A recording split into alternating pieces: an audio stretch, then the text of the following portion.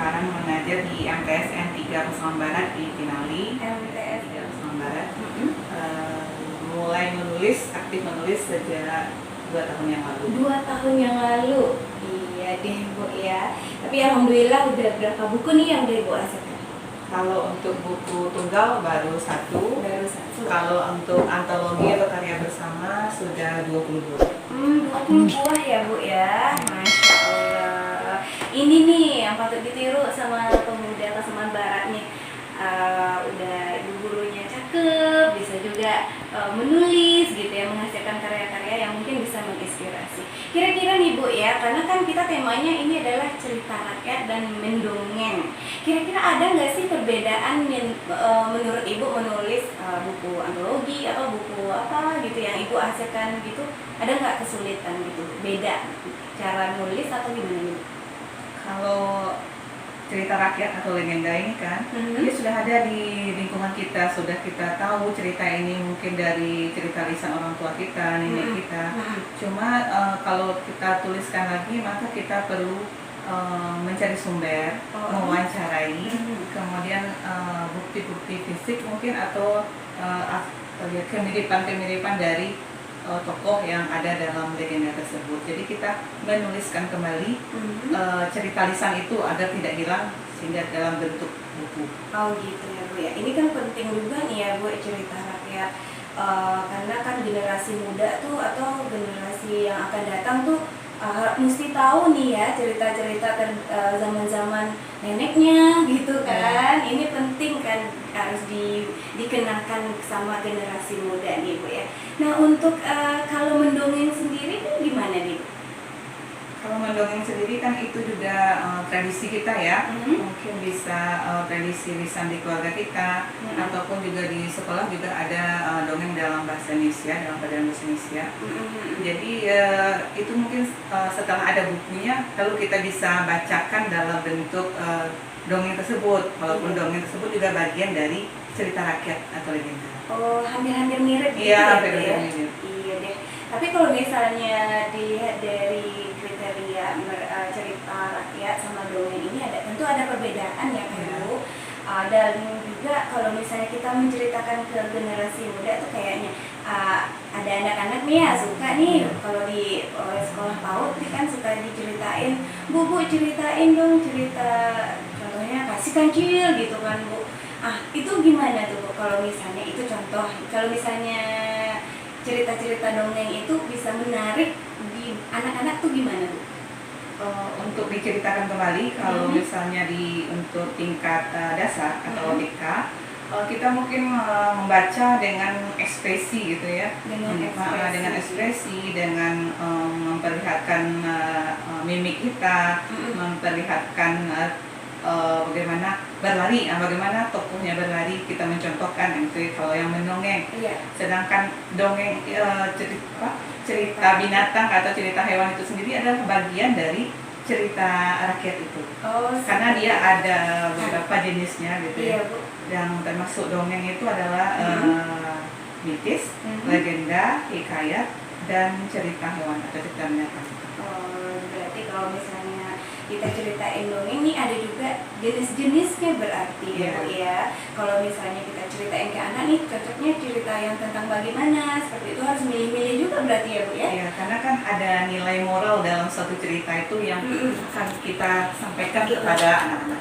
Mungkin merasa kesulitan atau nggak tahu nih beda dari apa sih cerita dongeng itu, gimana caranya supaya anak-anak suka mendengarkan cerita, kemudian dia juga senang membaca dari cerita yang dari buku yang kita berikan, seperti itu ya Bu ya. Ada nggak sih Bu selama ini tantangan buat Ibu nih selaku penulis buku juga, bukunya nih untuk lebih dicintai atau disukai sama anak-anak gitu atau pembaca gitu? Baiklah, buku itu kan kalau untuk anak-anak ada beberapa tingkatan ya. Misalnya kalau untuk TK itu hanya beberapa kata atau kalimat, kemudian lebih banyak dominannya adalah gambar. Jadi itu yang menarik anak-anak untuk melihatnya. Mungkin awalnya hanya lihat gambar saja, kemudian kalau dibantu dengan orang tua, tentu orang tua yang akan membacakan. Iya benar benar banget. Karena kan dulu tuh Ida waktu kecil juga suka diceritain cerita, tapi nggak dongeng sih Bu. Lebih seringnya cerita-cerita Nabi gitu. Nah ada kalau misalnya udah ada juga nih dengerin teman, nggak usah dia dengerin dongeng, lebih baik ceritain yang benar-benar real, misalnya kayak cerita-cerita kayak padahal hampir sama ya Bu ya acara ceritanya. Kalau Nabi kan itu kan lain versi lagi, mungkin masuk ke bagian religi kita gitu. Sedangkan dongeng itu kan untuk memperkaya khasanah budaya dan tradisi anak-anak lah gitu ya. Oh mereka tahu dari Sumatera Barat ini dongengnya, dari Pasaman Barat oh ternyata ada legenda. Ada Bu ya. Waduh penasaran nih pendengar pastinya cerita rakyat yang ada di Pasaman Barat. Penasaran, kita bakalan kupas di segmen selanjutnya, ini bedah buku. Jadi masih bersama Bu Ida di acara Ruang Literasi, pastinya jangan kemana-mana pendengar. Kita dengerin dulu nih lagu yang satu ini, tunggu dulu, kita kayaknya masih suasananya semakin tegang nih Bu ya. Untuk refresh sejenak nih pendengar, dan pastinya Anda jangan kemana-mana, tetap di 88,2 Radio Surya. Oke, masih di 88,2 Radio Surya, dan pastinya masih di acara Ruang Literasi di sore hari ini nih pendengar ya. Masih bersama Bu Vera dan juga Bang Denny yang udah hadir di studio. Kita akan bahas tadi juga cerita rakyat nih. Penasaran nih udah ada apa aja nih Bu cerita rakyat Pasaman Barat nih Bu? Kalau untuk Pasaman secara umum dulu ya, ada yang terkenal sih legenda atau asal-usul Kuburan Dua, legenda Kuburan Dua di Kecamatan Duokoto Pasaman. Kemudian kalau di Pasaman Barat ada juga legenda ikan larangan. Iya. Kemudian ada asal mula Gunung Tule. Ya. Ada masih kerbau. Iya, jadi ada beberapa, banyak sekali sebenarnya yang di legenda ini ada di daerah kita, cuma mungkin baru lisan, belum kita tuliskan. Jadi dengan ini mungkin ya, ini gerakan literasi kita mengajak mungkin orang-orang yang tahu, pendengar yang tahu tentang cerita itu, ayo tuliskan. Karena tidak ada penulis asli dari legenda ini, kita lah yang akan menuliskan dengan versi kita. Iya, minimal di Facebook masing-masing. Iya Bu. Oke deh, kayaknya Bang Denny udah nggak sabaran nih pengen dengerin membacakan. Ya, kira-kira apa nih Bang Denny yang mau Bang Denny bacakan di sore hari ini? Ya, kita akan bacakan yang seperti yang dibilang Bu Vera tadi. Sebuah cerita dari Pasaman berjudul Kuburan Nandua. Kuburan Nandua. Jadi kebetulan Bu Vera sudah mengangkatnya dalam buku antologi ini. Ada antologi yang ditulis oleh Bu Vera dan kawan-kawan berjudul Jejak Cerita dari Penjuru Indonesia, penerbit Wonderland Family.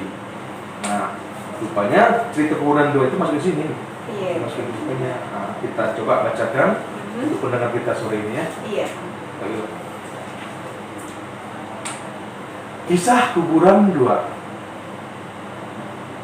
Alkisah, ada dua pemuda yang gagah perkasa melakukan perjalanan menyusuri kaki Gunung Talamau di rimba belantara Pasaman. Mereka sedang berburu. Tiba-tiba mereka melihat ada seekor rusa yang sangat besar dengan tanduk yang sangat indah. Dua pemuda ini merasa takjub. Mereka ingin segera mendapatkan buruan. Mereka mempersiapkan alat-alat seperti panah, tombak, dan pedang. Dengan bidikan yang sempurna, kedua pemuda ini berhasil melumpuhkan rusa bertanduk indah itu. Nah, sakudung diden, sakudung diam.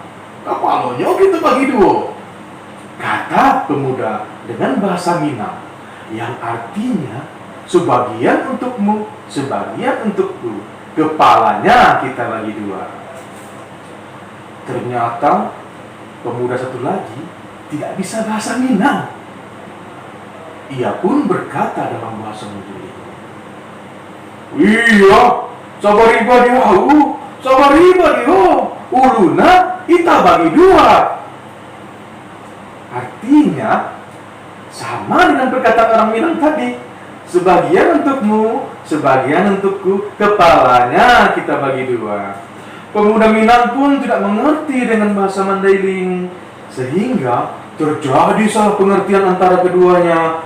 Mereka terus berseteru dan berseru-seru dengan bahasa masing-masing. Mancit, mancit, kata orang Mandailing. Mancit dalam bahasa Mandailing artinya ampun, sakit. Pemuda Minang mengartikan mancit itu tikus. Ia pun merasa diejek sebagai tikus. Apa deh ang kece akan mancit? Seru si pemuda Minang dengan lusa. Apa katamu? Engkau katakan saya tikus. Perdebatan lalu berubah menjadi perkelahian. Mereka pun saling mengeluarkan ilmu bela diri masing-masing, yaitu pencak silat.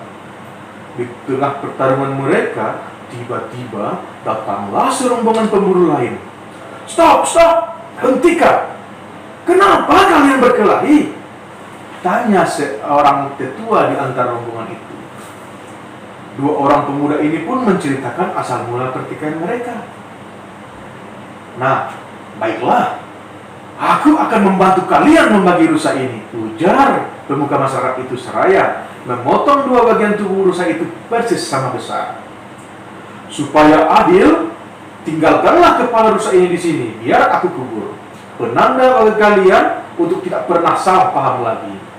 Belajarlah untuk mengerti bahasa saudara kalian yang lain, karena kalian tinggal satu daerah. Tutur pemuka adat itu, seraya menggali dua buah lubang, kemudian mengubur kepala dan tanduk rusa itu. Kedua pemuda itu bersalaman, saling minta maaf, sembari berjalan beriringan, pulang ke arah pemukiman. Suku Minangkabau dan suku Mandailing hidup rukun damai bahagia, sentosa, berdampingan selama sekian tahun kemudian di sebuah daerah yang bernama Bumi Pasaman. Nah, pendengar sekalian, tempat kuburan rusa itulah yang kemudian dikenal dengan daerah Kuburan Dua, terletak di Kecamatan Panti, Kabupaten Pasaman, Provinsi Sumatera Barat. Demikian cerita dengan kita sore ini. Masya Terima Allah. kasih. Benar-benar luar biasa ya Bang ya. Iya, alhamdulillah.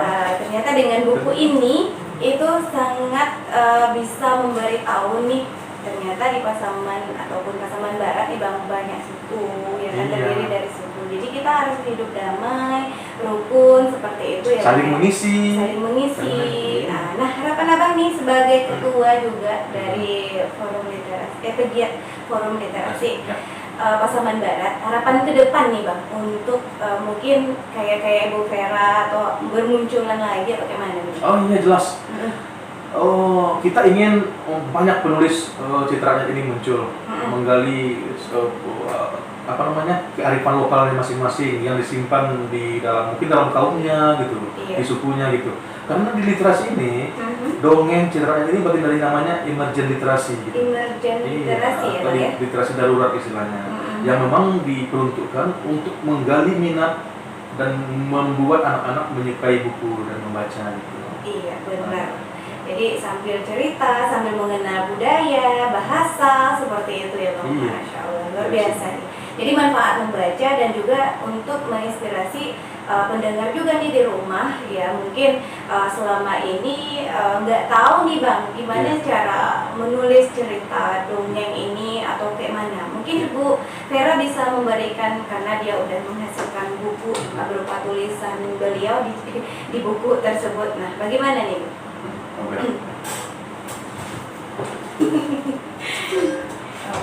Untuk cerita rakyat, yang pertama tentu kita melakukan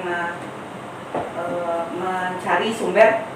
Mencari sumber ini bisa dengan wawancara atau menelusuri berkas-berkas atau objek yang dikatakan lokasi legenda ini terjadi.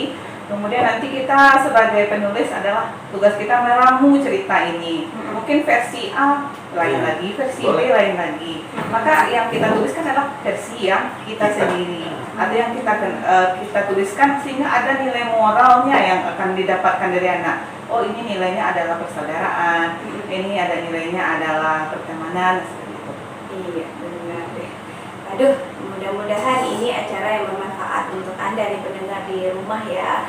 Kalau misalnya harapan Ibu ke depan nih Bu, tentu membaca sebuah cerita itu tidak mudah nih Bu ya, agar pembaca bisa mengerti dan memahami. Kayak abang tadi ini kan dengan gayanya, ekspresinya membacakan seperti itu. Kalau misalnya cerita ini mesti harus seperti itu ya Bu ya? Kalau untuk cerita rakyat ini, kalau dalam bahasa Inggris namanya storytelling, ada menceritakan kembali. Nanti juga ada lomba-lombanya gitu ya Bung Ketua. Nah, itu memang harus pakai ekspresi gitu ya. Bagaimana diungkap cerita itu seolah-olah memang terjadi gitu kan, cara si pembaca tadi. Tapi kalau sekedar untuk literasi dengan anak-anak, mungkin kita memperlihatkan gambarnya, membaca lambat-lambat sehingga anak-anak juga belajar membaca dengan cerita tersebut. Jadi Living alone yang baca dari. Masya Allah, ya bener banget ya Bang ya. Karena Dan ada tambahannya gitu. apa sih Bang? Jadi pendengar semuanya, kalau untuk mendongeng ini sebetulnya tidak perlu harus ada buku dulu baru itu mendongeng. Silakan aja berimajinasi, bikin ceritanya kita sendiri gitu untuk anak-anak. Yang penting ada nilai pesan moralnya Bu Vera ya, pesan moralnya, dan dapat membangun karakter anak gitu. Apa aja bisa kita bikin dongeng. Oh begitu ya Bang ya? Iya, kalau misalnya sedang di dapur kita ada sedang motong-motong terong gitu, motong-motong bawang bisa kita ada dengan bawang merah, bawang putih gitu. Bisa. Lagi mau tidur nanti kita bikin. Kalau saya biasanya jadikan paus, saya sering di rumah. Saya jadikan pausnya anak-anak nanti jadiin layarnya gitu. Kita bikin dongeng di rumah gitu, sama-sama gitu. Jadi dongeng ini bisa mengaktifkan kegiatan keluarga. Oh begitu Nah ya. gitu, itu tambahan dari saya. Pas banget kan sekarang musim pandemi, kita di rumah aja ngapain bingung gitu kan. Jadi bisa lah ya menulis, bercerita, bermain dengan anak-anak. bermain dengan anak-anak. Gitu. Masya Allah. Jadi hubungan keharmonisan keluarga tuh lebih meningkat lagi ya Bang ya. Masya Allah deh. Kalau begitu ini benar-benar acara yang sangat-sangat menginspirasi keluarga masa kini, dan tentunya juga Anda nih pendengar di rumah ya kan juga bisa mudah-mudahan menginspirasi Anda untuk lebih meningkatkan kreativitas Anda, baik itu di tulisan, cerita ataupun mendongeng kali ini. Luar biasa sekali Bu Vera. Pertemuan singkat kita ini mudah-mudahan berlanjut ya Bang ya. Kita lanjutkan di luar nanti. Kita teruskan ya Bang ya. Oke, dan juga Anda nih pendengar, senang sekali udah bisa menghadirkan acara ini di ruang dengar Anda. Mudah-mudahan bisa bermanfaat itu tentunya, dan acara kita ini bisa berlanjut sampai terus-terusnya ya Bang ya. Amin. Dan kayaknya udah di penghujung acara nih kita nih Bu. Karena sebenarnya banyak yang ingin Wilda kupas dari Ibu, tapi karena waktu dan juga acara ini cuma 1 jam, jadi mudah-mudahan deh suatu saat kita bisa mengundang Bu Vera lagi. Terima kasih banget Ibu Vera udah hadir di acara Ruang Literasi, dan juga Anda pendengar terima kasih buat atensi dengar Anda, dan Bang Denny terima kasih sudah hadir. Dan kita minggu depan itu bakalan ada lagi Ruang Literasi dengan tema yang berbeda dan juga narasumber yang berbeda. Tentunya penasaran Anda pendengar, makanya simak terus acara Ruang Literasi ini setiap Sabtu pukul 16 sampai pukul 17 sore. Jadi tetap Anda dimonitor di 88,2 Radio Surya, jangan kemana-mana pendengar. Dan pastinya Anda tetap monitor di sini. Dan udah pamit, dan Ibu Assalamualaikum warahmatullahi wabarakatuh. Dan Bang Denny pamit juga. Akhirnya kalau gitu, udah pamit pendengar. Wabillahi taufiq wal hidayah. Assalamualaikum warahmatullahi wabarakatuh.